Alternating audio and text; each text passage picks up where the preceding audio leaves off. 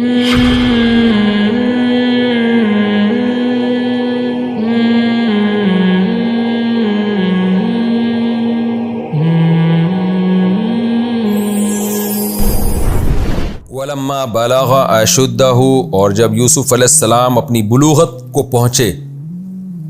آتَيْنَاهُ حُكْمًا وَعِلْمًا، اشد کا اطلاق قرآن میں بلوغت پر بھی کیا گیا اور 40 سال کی عمر پہ بھی کیا گیا ہے۔ ایک جگہ قرآن میں آتا ہے وَلَمَّا وَبَلَغَ أَشُدَّهُ وَبَلَغَ 40 سَنَةً، جب انسان اپنی بھرپور جوانی کو اور 40 سال کو پہنچتا ہے تو وہاں اللہ نے اشد کے لیے 40 سال کا لفظ استعمال کیا، یہاں بلوغت کا استعمال کیا۔ تو ظاہر ہے دونوں بھرپور طاقت ہوتی ہے انسان میں، بلوغت میں بھی بھرپور طاقت ہوتی ہے اور 40 سال میں وہ انتہائی یعنی ہر لحاظ سے میچور ہونے کے لحاظ سے اور اعضاء میں جو تناسب پیدا ہو چکا ہوتا ہے ہر لحاظ سے میچور ہو جاتا ہے 40 سال میں۔ تو یہاں بھی اشد ہے وہاں بھی اشد ہے، تو دونوں کی الگ الگ نوعیت کے لحاظ سے اللہ نے اشد کہا ہے۔ آتیناہ حکم و علما، ہم نے ان کو نبوت اور علم عطا کیا۔ وَكَذَلِكَ نَجْزِي الْمُحْسِنِينَ، اچھے عمل والوں کو ہم اسی طرح سے بدلہ دیا کرتے ہیں، کیونکہ یوسف علیہ السلام عمل کے اچھے تھے تو اللہ نے ان کے لیے ایسے کاموں کا اہتمام کیا۔ وَرَاوَدَتْهُ الَّتِي هُوَ فِي بَيْتِهَا، جب بلوغت کی دہلیز پہ قدم رکھا ہے تو کیا ہوا کہ جن کے گھر میں یوسف علیہ السلام رہا کرتے تھے، عزیز مصر کی بیوی جس کو زلیخا سے تعبیر کروں گا میں، اس نے ان کو ورغلانے کی کوشش کی اور دروازے بند کر دیے۔ اور حیتا محبت سے جب کسی کو اپنی طرف نرم لہجے میں بلایا جاتا ہے تو اس کے لیے یہ لفظ استعمال ہوتا ہے۔ تو اور ایسے جو ہے نا محبت سے ان کو اپنی طرف بلانے لگی تاکہ وہ ان کی طبیعت مائل ہو۔ یوسف علیہ السلام نے کیا فرمایا؟ معاذ اللہ، اللہ کی پناہ، انہ ربی احسن مثوایا، بے شک وہ میرا رب ہے۔ دیکھیں رب کا اطلاق اللہ پر بھی ہوتا ہے اور کوئی بھی جو بھی آپ کو پال رہا ہو نا اس کو بھی رب کہا جاتا ہے۔ رب مالک کو بھی کہتے ہیں، جیسے مزاربت جو ہے نا اس میں جو پیسے جس کا پیسہ لگتا ہے اس کو رب المال کہتے ہیں، مال کا مالک، جس کو آج کی اصطلاح میں انویسٹر کہا جاتا ہے کیونکہ مال اس کا ہوتا ہے۔ اور جو ورکنگ پارٹنر ہوتا ہے اس کو عربی میں اصطلاح میں فقہ کی مضارب کہتے ہیں۔ تو یہاں رب جو ہے نا مالک کے معنی میں ہے، رب پالنے والے کے، پالنہار کے معنی میں۔ تو اس سے مراد بعض مفسرین اس طرف گئے، اس سے مراد اللہ تعالیٰ کی ذات ہے، لیکن راجح بات یہی ہے کیونکہ احسن مثوایا، پہلے یہ ذکر ہے نا کہ بادشاہ نے کہا تھا کہ اپنی بیوی سے کہ اس کو اچھا ٹھکانہ دو، اچھی طرح سے رکھو، غلاموں کی طرح اس کو نہ رکھو، اس کو عزت کے ساتھ، ایسے جیسے ہمارے خاندان کا کوئی فرد ہے۔ تو اس سے بھی یہ معلوم ہوتا ہے اور زیادہ تر مفسرین بھی اس طرف گئے ہیں کہ اس سے مراد اللہ کی ذات نہیں ہے بلکہ اس سے مراد ہے بادشاہ، بادشاہ نہیں، یہ جو عزیز مصر ہے یہ مراد ہے۔ تو یوسف علیہ السلام کہہ رہے ہیں یہ میرا مالک ہے، احسن مثوایا، اس نے مجھے بہت اچھا ٹھکانہ دیا ہے، تو میں کیسے خیانت، وہ مجھ پر اعتماد کر رہا ہے اور میں اس کی بیوی پر ہاتھ ڈالوں، یہ خیانت مجھ سے نہیں ہو سکتی۔ یہاں ایک اشکال پیدا ہوتا ہے کہ اصل میں تو یوسف علیہ السلام کو اللہ کا حوالہ دینا چاہیے نا، کیونکہ زنا کو تو اللہ نے حرام قرار دیا، تو اصولی طور پر بالفرض وہ بادشاہ کی عزیز مصر کی بیوی نہ بھی ہوتی اور عزیز مصر نے یوسف علیہ السلام کے ساتھ اچھا سلوک نہ بھی کیا ہوتا، پھر بھی بغیر نکاح کے کسی عورت کی طرف جانا یہ تو ویسے ہی حرام ہے۔ تو پیغمبر کے پیغمبر ہونے کا تقاضا یہ تھا کہ یوسف علیہ السلام عزیز مصر کا حوالہ نہ دیتے بلکہ اللہ کا حوالہ دیتے کہ عزیز مصر کی بیوی تو ہے یا نہیں ہے، اس نے میرے ساتھ اچھا سلوک کیا یا نہیں کیا، تو شادی شدہ ہے یا ان میرڈ ہے، مجھے اس سے غرض نہیں ہے، زنا حرام ہے، میں کیسے زنا کی طرف جا سکتا ہوں۔ لیکن یوسف علیہ السلام نے ان تمام باتوں سے قطع نظر کر کے عورت کو اس کے شوہر کا حوالہ دیا کہ تیرا شوہر کا مجھ پر اتنا بڑا احسان ہے، میں تیری طرف کیسے مائل ہو سکتا ہوں۔ تو یہ جو طرز یوسف علیہ السلام نے اختیار کیا اس میں دو حکمتیں تھیں۔ ایک حکمت تو یہ تھی کہ جب بھی کسی برائی سے انسان بچتا ہے نا تو حوالہ ایسی چیز کا دیا جاتا ہے، ریفرنس ایسی چیز کا دیا جاتا ہے جس سے گناہ کی شناعت اور زیادہ بڑھ جائے، تاکہ گناہ سے رکنے کے لیے جو موٹیویشن چاہیے وہ اعلیٰ وجہ الکمال ملے۔ وہ موٹیویشن جیسے آپ اگر بھائی سے بات چیت بند کر کے بیٹھ جائیں تو بھائی آپ کو یہ نہیں کہے گا کہ مسلمان سے بات چیت بند کرنا حرام ہے، بلکہ وہ کہے گا بھائی قطع رحمی ہے، بھائیوں سے بات چیت بند کرنا حرام ہے، تو میں تیرا بھائی ہوں۔ آپ ماں باپ کے ساتھ بد سلوکی کریں، ظلم کریں، تو ماں باپ یہ نہیں کہتے کہ ہیومن رائٹس نہیں پیش کریں گے کہ انسانوں کے ساتھ ظلم کرنا جرم ہے، بلکہ ماں باپ ایسے موقع پہ کیا کریں گے؟ باپ کہے گا میں تیرا باپ ہوں، تو باپ کے ساتھ ظلم کر رہا ہے، ماں کہے گی میں تیری ماں ہوں، تو ماں کے ساتھ ظلم کر رہا ہے۔ اب اس میں کوئی شخص یہ اعتراض نہیں کر سکتا کہ اماں آپ یہ کیوں کہہ رہی ہو ماں کے ساتھ ظلم تو کسی کے ساتھ بھی ناجائز ہے، پڑوسیوں کے ساتھ بھی ناجائز ہے، جانوروں کے ساتھ بھی ناجائز ہے۔ تو ماں ایسے موقع پہ کیا کہے گی کہ بھائی میں اس لیے ماں ہونے کا حوالہ دے رہی ہوں کہ ماں کے بعد تو یہ اور بڑا جرم ہے، تاکہ یہ اس جرم سے باز آئے۔ تو یوسف علیہ السلام کا مقصد بھی چونکہ اس جرم کی برائی کو بیان کرنا کہ زنا تو ویسے بھی حرام ہے اور میرے لیے تو اور بڑا حرام ہے کہ میں تو اللہ کا نیک بندہ ہوں، پیغمبر ہوں میں، اور لیکن ان چیزوں کے واسطے نہیں دے رہے، بلکہ اس جرم کی برائی کو بڑھانے کے لیے کہ ایک تو کسی کی بیوی ہے اور ایسے آدمی کی بیوی ہے جو ایک اچھا آدمی ہے، جس نے میرے اوپر احسان کیا تو اس کے اور مجھ پہ اعتماد کیا کر کے اس نے گھر میں رکھا ہے اور تجھے حکم دیا کہ تو میرے ساتھ اچھا سلوک کرے۔ تو ایسے موقع پہ اسی کی بیوی کی طرف مائل ہونا، چاہے وہ خود دعوت دے رہی ہو، یہ تو اللہ کی پناہ، یہ تو بہت بڑا جرم ہے، تاکہ وہ اس جرم سے باز آئے، اس جرم سے رکے۔ ان کا مقصد تھا جرم سے روکنا اس عورت کو، تو اس کے لیے بلاغت کا تقاضا یہی تھا کہ اللہ کے حوالے کے بجائے، اللہ کے واسطے کے بجائے کہ خدا نے اس جرم کو حرام قرار دیا، یہ بتانے کے بجائے یہ بتایا جائے کہ تیرے میاں کے بھی مجھ پر بہت سارے احسانات ہیں، لہذا یہ تو اور بڑا جرم ہے۔ تو یہ ایک حکمت تو یہ تھی۔ دوسری حکمت یہ تھی کہ زلیخا بہرحال کافر تھی، غیر مسلم تھی، وہ خدا کے وجود کی تو قائل تھی، جیسے کہ آگے آ رہا ہے حاشا للہ بھی کہا اس نے، اور بادشاہ نے اس کو خدا سے معافی مانگنے کا بھی حکم دیا، لیکن مشرک تھی۔ تو مشرک لوگوں کی نظر میں اللہ کے قانون کی ویلیو اتنی نہیں ہوتی جتنی یوسف علیہ السلام کے دل میں ویلیو تھی۔ تو یوسف علیہ السلام اس کو گناہ سے روکنے کے لیے شریعت کا یا اللہ کا حوالہ دیتے، یہ زیادہ مؤثر نہیں ہوتا۔ ایسے موقع پہ حوالہ ایسی چیز کا دیا جاتا ہے جس کو سامنے والا بھی جرم سمجھتا ہو۔ مثال کے طور پر ایک ایتھیسٹ ہے، خدا کو مانتا ہی نہیں ہے، آپ اس کو جب کسی جرم سے روکنے کا کہو گے تو اخلاقیات کا حوالہ دو گے کہ اخلاقاً یہ برا ہے، آپ خود بھی اس کو برا سمجھتے ہو، آپ فلاں کے احسانات ہیں تو میں کیسے اس کی چوری کروں۔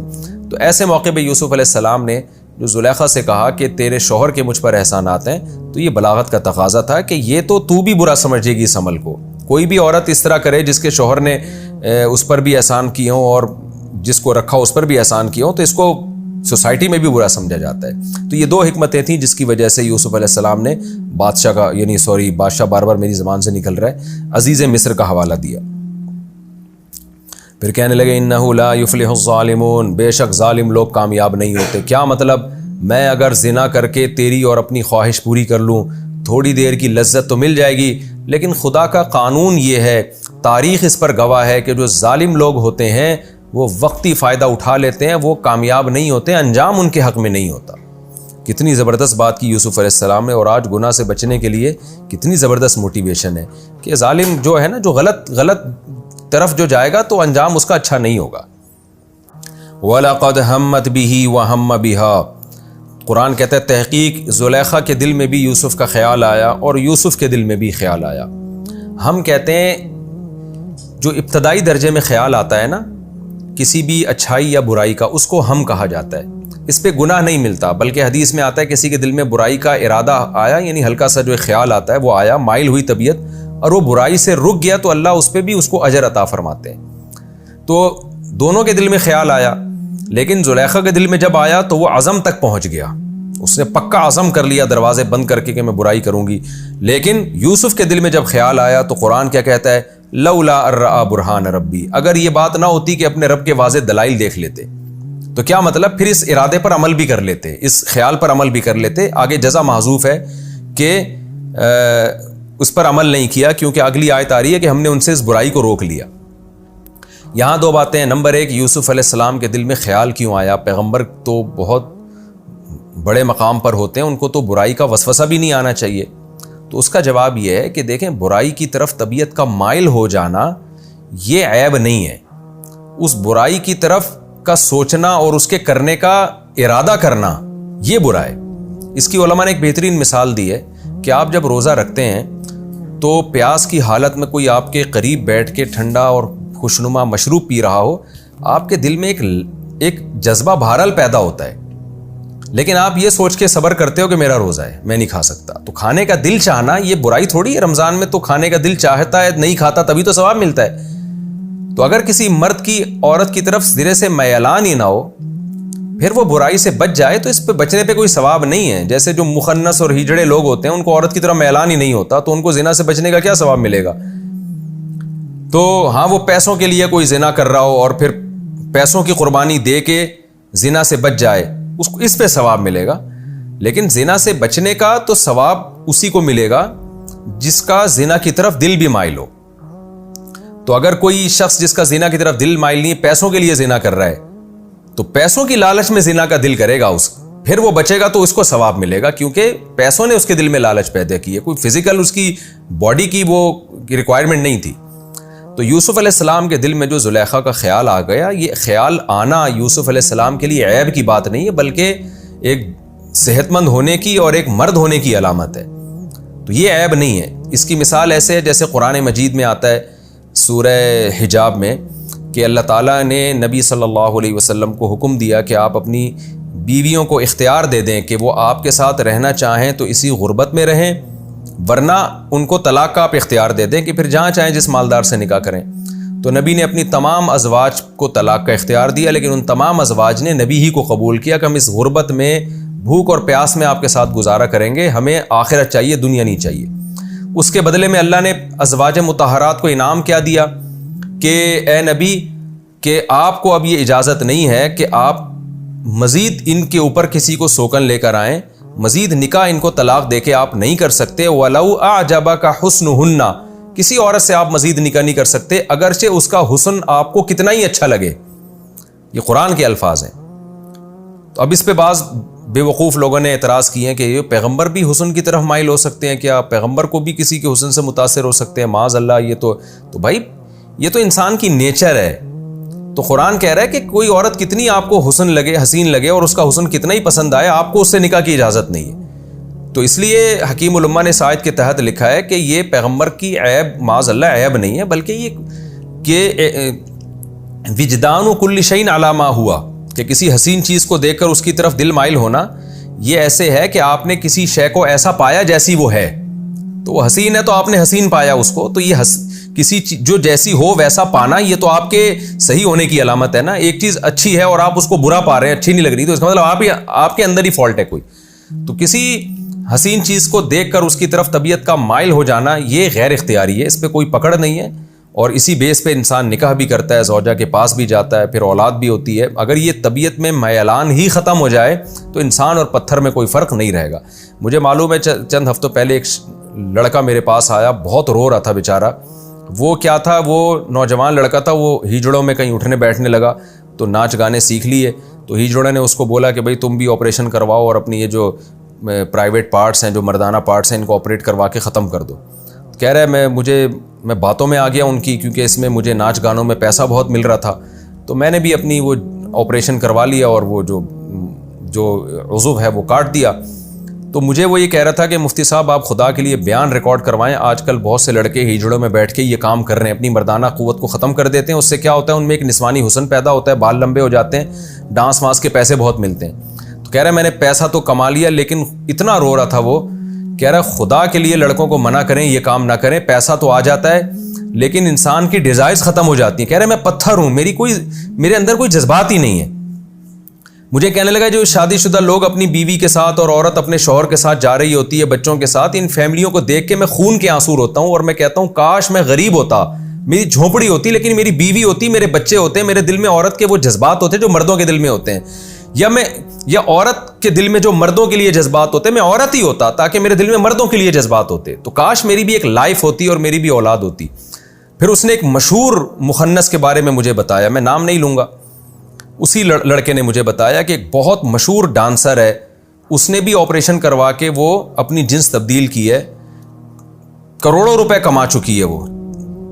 ناچ کر کے نا، یعنی وہ جب اس نے اپنی جنس آپریشن کروا کے چینج کیے تو بال بھی اس کے لمبے ہو گئے۔ کہتے ایک دن مجھ سے تنہائی میں وہ پھوٹ کے روئی ہے میرے گلے لگ کے، یعنی کہہ رہے ویسے تو دنیا اس کو ناچتا ہوا دیکھتی ہے، سمجھتی ہے دنیا کی یہ بڑی خوش لائف گزار رہی ہے، اتنی اس کی عزت اور اتنا پیسہ مل رہا ہے، کہہ رہے مجھ سے خوب پھوٹ کے روئی اور کہنے لگی مجھ سے کوئی یہ کروڑوں روپے لے لے اور میری جو مردانہ قوت ہے، مردانہ صلاحیت ہے وہ واپس لوٹا لے تو میں یہ کروڑوں روپے دینے کے لیے اس کو تیار ہوں، کیونکہ ڈیزائرز ختم ہو جاتی ہیں، انسان اور پتھر میں کوئی فرق نہیں رہتا۔ تو یہ اللہ کی بہت بڑی نعمت ہے، کسی نے اللہ کو مرد بنایا، اس کے دل میں عورت کے لیے جذبات رکھے، عورت بنایا اس کے لیے مرد کے لیے جذبات رکھے، اسی سے میاں بیوی کا ملاپ ہوتا ہے، پھر آگے اولاد ہوتی ہے، یہ اللہ کی نعمت ہے، آدم اور حوا کو پیدا کیا۔ تو یوسف علیہ السلام کے دل میں زلیخا کی طرف طبیعت کا مائل ہونا یہ یوسف علیہ السلام کی مردانگی تھی، اور یہ کمال نبوت کی علامت ہے۔ بلکہ پیغمبروں میں چونکہ قوت زیادہ ہوتی ہے، ان میں یہ میلان بہت زیادہ ہوتا ہے، لیکن اس میلان کی وجہ سے کوئی وہ گناہ بھی نہیں کرتے، کوئی غیر اخلاقی حرکت بھی نہیں کرتے، بد نظری بھی نہیں کرتے۔ وہ اس چیز سے اللہ نے ان کو بچایا ہوا ہوتا ہے، اور خود بھی بچتے ہیں وہ۔